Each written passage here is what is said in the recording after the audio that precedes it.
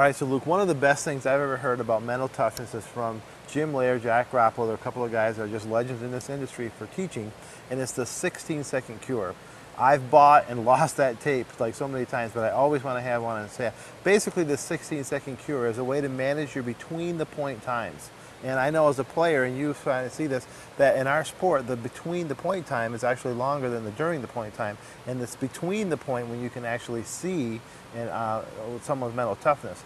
As we go on, I just want to say you have to buy yourself the 16-second cure DVD. But what do you think about this between the point time, and how do you see it on the pro level? It's massive. People don't understand that, especially at the pro level. The game, you think, is won with the winners and errors. It's the mental toughness, the ebbs and flows of the match. We talk about momentum, we talk about personal confidence, how you get yourself out of trouble, how you put away a match.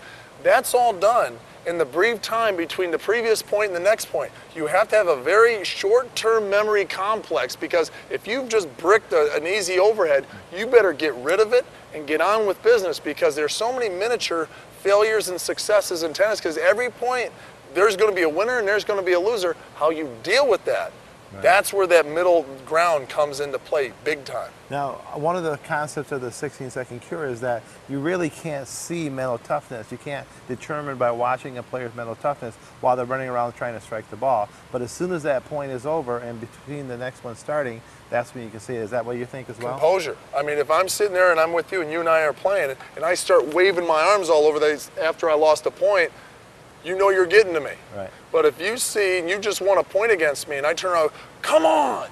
Right. I just lost. What's wrong with this guy?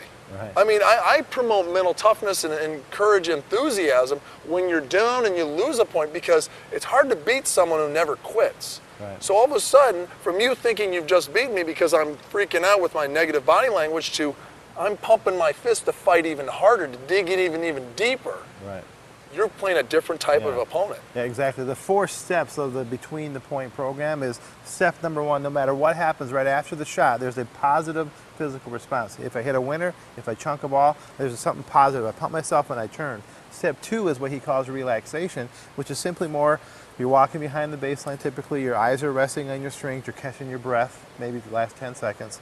Step 3 in the process is what he calls preparation, where you come up to serve and you kind of like catch your breath and you kind of plan the point. You kind of, I'm going to serve here, whatever. And then step 4 is the actual serve, the rituals, the bounce, bounce, bounce, hit, or if you're returning, the whatever kind of footwork ritual. So the 16-second cure by Jim Lair, one of the best things that I've ever seen, and I still use it today. It's a rather old tape, but the information on the tape is top notch. 17 seconds is way too long. You just need 16. That's 15 right. is too short. Exactly. Check it out.